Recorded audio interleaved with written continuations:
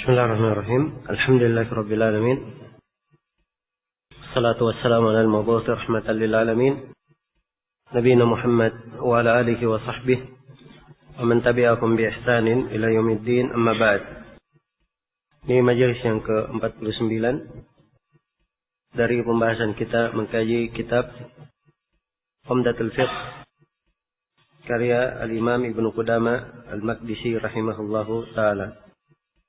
Pembahasan berikutnya berkata Imam Ibnu Qudamah rahimahullah, babul ishtiraki fil qatl, bab persyarikatan dalam pembunuhan. Iya, di dalam bab ini akan dibahas apabila pembunuhan itu terjadi dan dilakukan oleh satu orang atau lebih, dilakukan lebih dari satu orang, mereka bersyarikat di dalamnya. Di dalam bab ini ada 6 pembahasan. Yang pertama, penjelasan bahwa qisas harus ditegakkan terhadap sekelompok pembunuh satu orang. Kata Ibnu Qudamah, wa tuqtalul jama'atu bil wahidi. Dan sekelompok orang dibunuh karena membunuh satu orang. Iya. Jadi andai kata misalnya mereka bersepuluh, semuanya bersyarikat di dalam membunuh satu orang, maka 10 orang ini semuanya diqisas, dibunuh karena hal tersebut. Dan telah disebutkan asar dari Umar bin Khattab radhiyallahu taala anhu, sebagaimana dalam riwayat Al-Bukhari, Umar berkata, "Law ishtaraka fiha ahlu San'a laqataltuhum." Andai kata penduduk San'a mereka bersyarikat di dalam pembunuhan itu, maka saya akan membunuh mereka semuanya. Ini menunjukkan bahwa sekelompok orang berapapun banyaknya, kalau mereka punya andil di dalam pembunuhan, maka hukum qisas ditegakkan terhadap mereka seluruhnya. Kemudian kata Ibnu Qudamah, fa in ta'addara qatlu ahadihim li abuwatihi wa adami mukafa'atihi atau adami mukafa'atil qatil, itu taknya diganti aja di tamar bota, atau adami mukafa'atil qatil awil afi anhu qutila syuraka'uhu. Nah, ini pembahasan yang kedua. Bila kisah salah seorang di antara mereka digugurkan. Jadi kalau misalnya bersyarikat 10 orang, ada satu orang dimaafkan. Ada satu orang dimaafkan oleh pihak keluarga orang yang dibunuh. Ada satu orang yang dimaafkan ini, yang digugurkan kisahnya, tidak mengharuskan kisah itu gugur terhadap 9 orang yang lainnya. Karena itu kata Ibnu Qudamah, fa in ta'addara qatlu ahadihim, apabila pembunuhan salah seorang dari mereka tidak bisa dilaksanakan li ubuwatihi, karena dia misalnya ayah, misalnya dari 10 orang yang membunuh salah satunya adalah ayahnya, maka ayah tidak dibunuh dengan anaknya sebagaimana yang telah berlalu. Atau tidak ada mukafa'ah, iya, tidak sekufu. Ini sudah berlalu dalam syarat qisas bahwa harus sepadan antara yang membunuh dan dibunuh. Kalau misalnya yang membunuh itu atau yang dibunuh adalah seorang muslim, atau yang dibunuh adalah seorang kafir, sedangkan yang membunuhnya seorang muslim, maka ini tidak sekufu. Ia tidak dibunuh karenanya. Awilafa anhu, awilafi anhu, atau dimaafkan. Misalnya salah seorang dari mereka yang membunuh mendapat maaf dari pihak keluarga orang yang terbunuh. Qutila syuraka'uhu, maka seluruh syarikat yang lainnya yang tidak dapat maaf, tidak mendapatkan pengguguran qisas, semuanya tetap diqisas. Baik. Ini jelas ya? Jadi sekali lagi andai kata misalnya 10 orang bersyarikat dua orang gugur kisosnya, karena di ayah misalnya tidak sepadan atau dimaafkan, dua orang yang digugurkan ini tidak menggugurkan kisos terhadap 8 orang yang lainnya. 8 orang yang lainnya tetap dikisos. Kemudian kata beliau, wa in kana ba'dhum ghairu mukallaf aw khati'an lam yajib al-qawad 'ala wahidin minhum. Iya. Ini pembahasan berikutnya. Apabila salah seorang dari mereka tidak mukallaf atau khati'an, atau dia ini membunuhnya tidak sengaja, maka tidak ada kisos terhadap mereka. Iya. Misalnya seorang terbunuh, ya, dan ada ikut di dalamnya orang yang tidak waras, dia ikut membunuh juga di dalamnya. Maka yang tidak waras ini tidak dikisos terhadapnya, sebab dia tidak mukallaf. Nah, demikian pula kalau misalnya ada ketidaksengajaan. Jadi seorang terbunuh, diketemukan di badannya ada 2 tombak.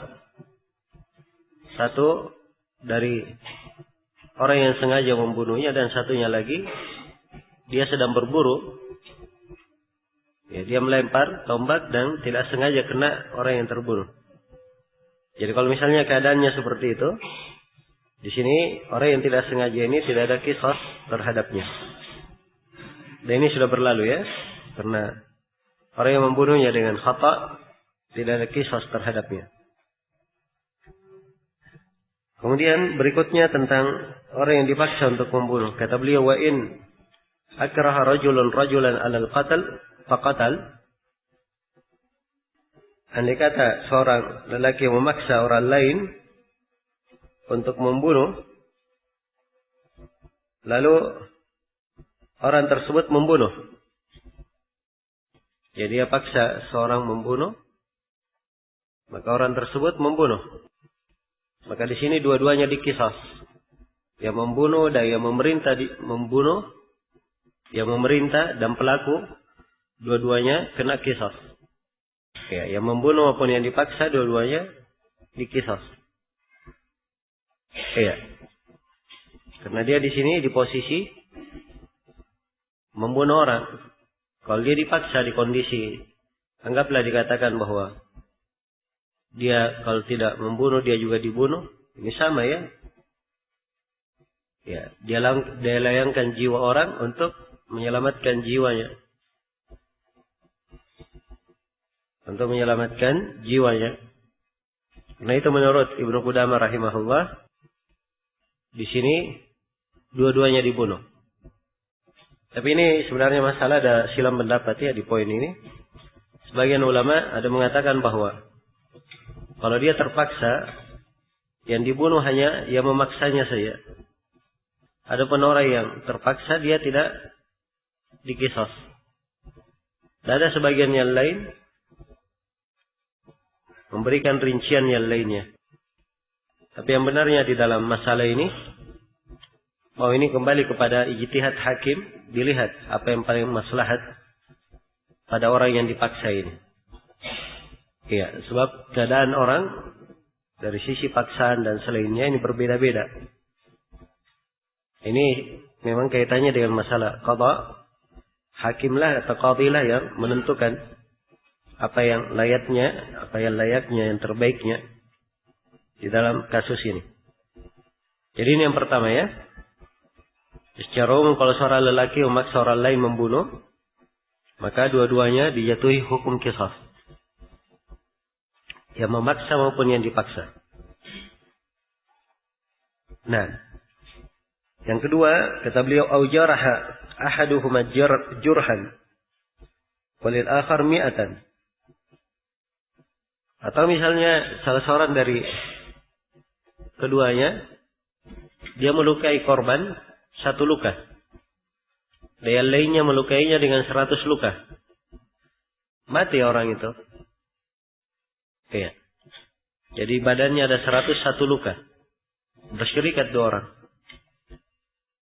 Yang satunya 100 luka, yang satunya 1 luka. Apabila terjadi seperti ini, dua-duanya dianggap membunuh. Dan dua-duanya wajib diqisas. Nah, ini saya kira jelas. Karena mereka berdua bersyirikat di dalam membunuh. Au qata'a ahaduhuma minal ku'i wal akhar minal mirfaq. Atau salah seorang dari mereka, dari 2 orang yang membunuh ini, satunya membunuh dari dari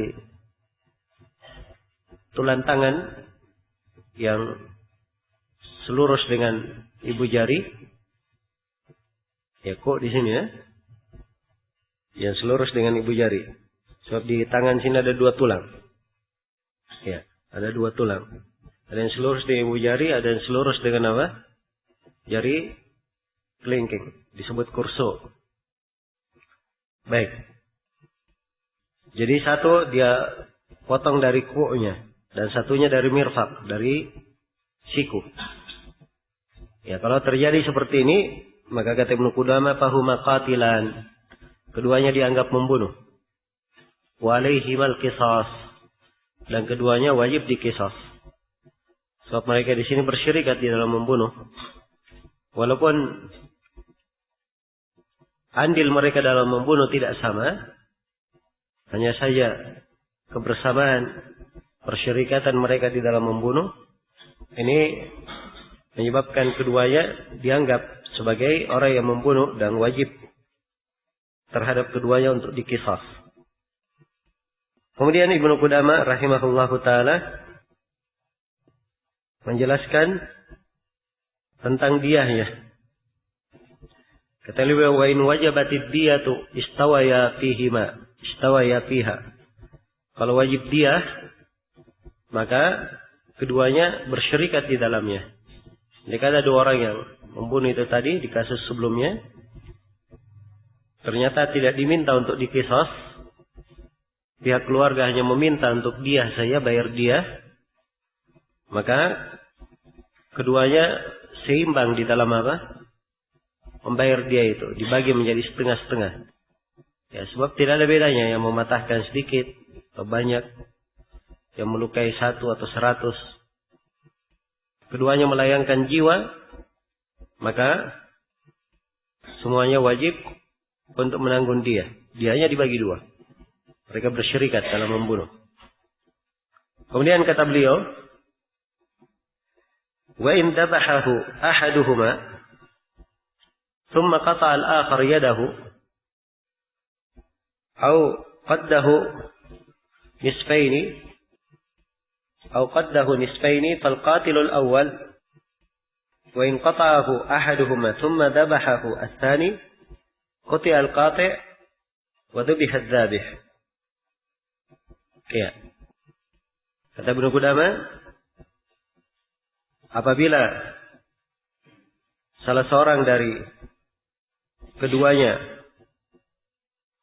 memotong tangannya yang lain, atau dia bagi orang itu, dia potong 2, dia belah 2. Iya. Fal qatilul awal. Maka di sini hukuman qisas hanya ditujukan kepada pembunuh yang pertama saja. Sebab dia yang membuat jiwanya melayang. Adapun yang satunya, dia hanya melakukan jinayah saja terhadap seorang yang sudah mati. Maka dia hanya mendapat ta'zir saja. Hanya mendapat ta'zir. Jadi dia sudah mati. Yang satunya dia datang memotongnya setelah mati. Maka yang mendapat hukum qisas hanya yang membunuhnya, yang melayangkan nyawanya saja. Adapun yang melakukan jinayah terhadap jasadnya, jasad mayit yang sudah mati, ini hanya diberi ta'zir saja. Baik. Demikian pula kalau salah seorang dari mereka memotongnya, kemudian disembelih oleh yang lainnya. Iya. Maka qati al-qati', orang yang memotong itu dijatuhi hukum potong sebagai qisas. Karena dia memotong tangan saja atau memotong bagian tubuhnya saja tidak mati, maka andai kata misalnya dia hanya potong tangannya orang itu, maka dia nanti di peradilan hanya dijatuhi hukum potong tangan saja, sesuai dengan kadar yang dia potong dari orang yang dia melampaui batas padanya. Adapun yang kedua, karena dia menyembelih sehingga orang ini mati, yang kedua dia disembelih juga, dia dibunuh. Karena apa? Karena dia yang membuat jiwa itu melayang. Ya, di sini diterangkan oleh Ibnu Qudamah, persyirikatan itu sesuai dengan kadarnya. Jadi kalau di dalam persyirikatan membunuh, satunya yang melakukan perbuatan membunuh dan yang lainnya hanya jinayah, tidak melayangkan nyawa, maka dibedakan hukumnya. Yang melayangkan nyawa diberikan hukum jinayah untuk melayangkan nyawa. Dan yang tidak melayangkan nyawa, maka diberi hukum jinayah sebagaimana orang yang tidak melayangkan nyawa. Nah, ini akan lebih dirinci nanti khusus tentang jinayah yang tidak melayangkan nyawa. Kemudian kata beliau, wa in amara man lam ya'lam tahrim al-qatl. Kata Ibnu Qudamah, wa in umira man ya'lamu tahrim al-qatl bihi faqatal fal qisas 'ala al-mubashir wa yu'addabu al-amir. Kalau dia diperintah, ya, kalau seorang yang mengetahui haramnya pembunuhan, dia diperintah untuk membunuh, lalu dia membunuh, maka qisas terhadap orang yang melakukan langsung. Adapun orang yang memerintah tidak dibunuh, dia hanya diberi takzir saja. Karena dia hanya menjadi penyebab. Ya, dan dia sendiri ketika memerintah dia tidak mengetahui akan terbunuh.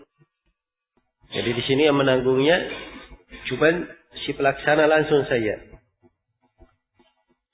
Atau saya ulangi ya, ini di posisi wa in umira man ya'lamu tahrim al-qatl bihi. Apabila seorang yang mengetahui pengharaman membunuh dengannya diperintah, lalu dia membunuh, maka ini tampak ya bahwa orang yang memerintah ini, dia memerintah membunuh seorang yang maksum darah. Dan orang yang diperintah, dia tahu bahwa orang tersebut tidak berhak untuk dibunuh, dia tahu. Maka di sini Ibnu Qudamah hanya menyebut bahwa orang yang diperintah, ya, orang yang diperintah untuk membunuh ini yang dikisas karena dia langsung membunuh. Adapun orang yang memerintah, dia tidak dikisas karena dia hanya menjadi sebab saja. Iya. Orang yang membunuh tahu tentang hal tersebut. Orang yang diperintah dia tahu. Wa in umira man la ya'lam tahrimahu, iya, aw la yumayyiz al-qisas 'ala al-amir. Tapi kalau diperintah terhadap orang yang tidak mengetahui pengharaman membunuh, ya, misalnya dia diperintah membunuh seorang, dia tidak tahu bahwa orang ini seorang muslim misalnya, atau maksum darahnya, dia membunuh saja, dianggap itu kafir harbi, atau sesuatu yang boleh dibunuh. Atau dia perintah man la yumayyiz, atau la yumayyiz, orang yang tidak memiliki tamyiz seperti anak kecil. Fal qisas 'alal amir, maka kisasnya terhadap yang memerintah saja. Sebab dia menjadi sebab terjadinya pembunuhan. Adapun orang yang melaksanakan langsung tidak ada kisas karena dia di sini hanya seperti orang yang membunuh tidak sengaja. Baik. Kemudian terakhir tentang orang yang memegang seseorang untuk dibunuh oleh orang lain. Kata beliau, wa il amsaka insanan lil qatli faqatal qutila al qatil wa hubisa al mumsik hatta yamut. Kalau seorang memegang manusia untuk dibunuh, lalu orang itu terbunuh, maka yang dibunuh adalah orang yang membunuhnya. Adapun yang memegangnya, dia dipenjara sampai mati. Iya. Jadi ada dua ya, bersyirikat. Satunya dia cuma memegang saja. Dia tidak ikut membunuh, cuma apa? Memegang. Yang membunuhnya orang lain. Maka di sini terhadap orang yang membunuh, dia dijatuhkan hukum qisas, dibunuh juga. Dan terhadap orang yang memegangnya, dipenjara sampai mati. Iya, disebut ya riwayat tentang hal ini. Hanya saja dalam riwayatnya ada pembahasan dari sisi sanad. Nah, dan sebagian ulama berpendapat bahwa orang yang memegang di sini dilihat apa keadaannya. Kalau dia memang tahu bahwa orang ini akan dibunuh, dia sengaja memegangnya supaya dibunuh, maka dia dianggap sama seperti orang yang membunuhnya, bersyirikat dalam membunuh. Tapi kalau misalnya dia tidak tahu bahwa orang ini akan dibunuh, dia cuma tahu ya akan dipukul atau yang semisal dengan itu, ternyata kawannya yang satu membunuhnya. Maka di sini dia tidak dibunuh karena itu. Dibunuh hanya orang yang melakukan langsung saja. Ya, dan ta'zirnya dengan penjara terus-menerus, ini adalah hak dari hakim. Boleh saja hal tersebut dilakukan kalau hakim atau qadhi melihat maslahat di dalam hal itu. Iya. Di penjara seumur hidup. Baik. Selesai sudah.